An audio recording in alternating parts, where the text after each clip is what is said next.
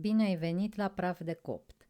Fac acum tort jofră cu blat de ciocolată neagră acoperit cu o cremă fină de unt și cacao, un deliciu pentru iubitorii de ciocolată. Am pregătit pentru sirop 180 de grame zahăr pudră, 100 grame cacao și 100 ml apă. Iar pentru blat și cremă, 6 gălbenușuri, 6 albușuri, 120 de grame zahăr pudră, 200 de grame unt cu 80% grăsime și 2 linguri pesmet. Opțional se pot pune vișine din vișinată.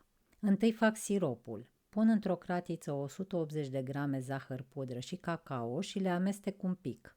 Torn deasupra apa, pornesc focul la mix spre mediu și amestec continuu până se înfierbântă siropul și se topește zahărul, circa 6-7 minute. E un sirop dens care se va întări pe măsură ce se răcește.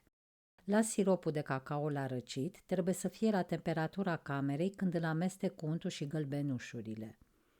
După ce s-a răcit siropul de cacao, pun untul în vasul robotului și pornesc mixerul la viteză mică.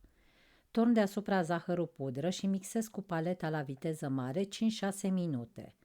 Apoi adaug gălbenușurile, care trebuie să fie la temperatura camerei. Le adaug pe rând, unul câte unul, așteptând de fiecare dată să se omogenizeze cu untul cam 15-20 de secunde înainte de a adăuga următorul gălbenuș. În total am mixat crema de unt 9 minute.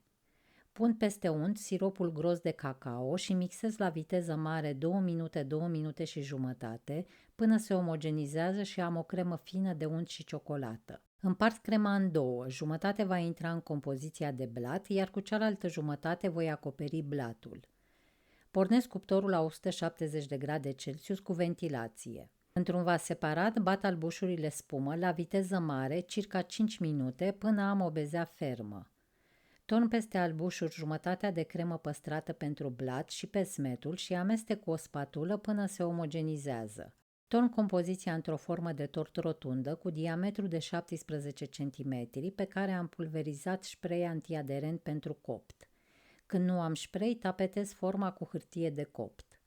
Nivelez compoziția un pic cu spatula și o pun în cuptorul preîncălzit la 170 de grade Celsius pentru 35-40 de minute. După ce s-a copt, las blatul la răcit ca să pot pune crema. Cu jumătate de oră înainte de a asambla tortul, pun crema de unt și ciocolată la frigider. Blatul s-a răcit, așa că îl scot din formă și pun deasupra vișine din vișinată.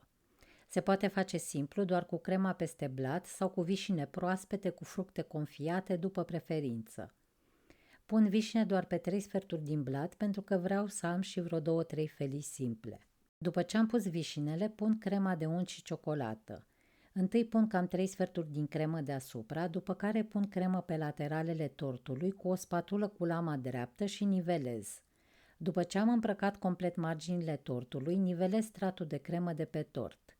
Nivelez cu mișcări ușoare, crema e foarte densă și agață vișinele dacă apă stare. Pun ce a mai rămas din cremă și încerc să nivelez cât mai uniform. Las tortul la frigider 2-3 ore să se întărească crema. Se poate lăsa ca atare sau se poate orna cu ganaj de ciocolată cu fructe de pădure, cu frișcă sau cu cremă de unt cu diverse arome. E un tort senzațional, cu gust intens de ciocolată, care se completează perfect cu aroma acrișoară a vișinelor din vișinată.